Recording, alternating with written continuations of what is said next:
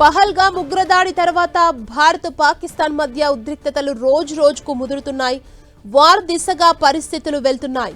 భారత్లోని పాక్ జాతీయులను దేశం నుంచి వెళ్లగొట్టడమే కాకుండా సింధు నది జలాల ఒప్పందం రద్దు, పాక్ విమానాలకు భారత్ గగనతలం మూసివేయడం, దిగుమతులను స్తంభింపజేయడం లాంటి చర్యలతో పాక్ని అన్ని వైపుల నుంచి భారత్ బంధిస్తుంది. దీంతో ఎప్పుడు ఎలాంటి పరిణామాలు చూడాల్సి వస్తుందోనని పాకిస్తాన్ భయాందోళనకు గురవుతోంది.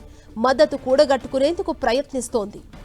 దాయాది దేశమైన పాకిస్తాన్ తన మిత్ర దేశాలతో సంప్రదింపులు జరుపుతున్నట్లు భారత్కు సమాచారం ఉంది. దానికి మరింత బలం చేకూర్చేలా తాజాగా తుర్కియోకు చెందిన టీజీసీ బుయికడా అనే భారీ యుద్ధ నౌక కరాచీ తీరానికి చేరింది. 2013లో జల ప్రవేశం చేసిన ఈ నౌక జలాంతర్గాములకు వ్యతిరేకంగా పనిచేయగలదు. గస్తీ కాయడంలో దీన్ని అందవేసిన చెయ్యి పలు నౌకల విన్యాసాల్లో పాల్గొని గుర్తింపు తెచ్చుకుంది.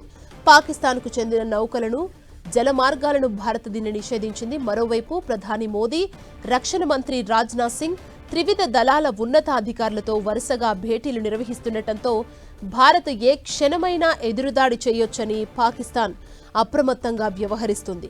సముద్ర మార్గంలోనూ దాడి చేసే అవకాశం ఉన్నందున తుర్కియోను సంప్రదించి గస్తీ నౌకను తెచ్చుకున్నట్లు తెలుస్తుంది.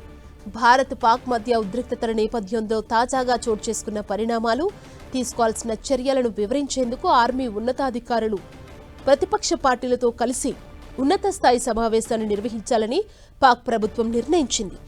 చేపట్టబోయే కార్యాచరణ గురించి పాక్ ఆర్మీ అధికారులు వివిధ పార్టీల నేతలకు వివరించాలని భావించారు. అయితే ఈ సమావేశానికి హాజరు కాబోమని ఇమ్రాన్ ఖాన్ కు చెందిన పాకిస్తాన్ తెహ్రిక్ ఈ ఇన్సాఫ్ వెల్లడించింది. ఈ మేరకు ఓ ప్రకటన విడుదల చేసింది.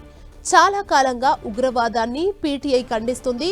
పార్టీ వ్యవస్థాపకుడు ఇమ్రాన్ కూడా ఈ విషయంలో తన వైఖరిని పలుమార్లు బహిరంగంగా సమావేశాల్లోనూ నొక్కి చెప్పారని ప్రకటనలో తెలిపింది.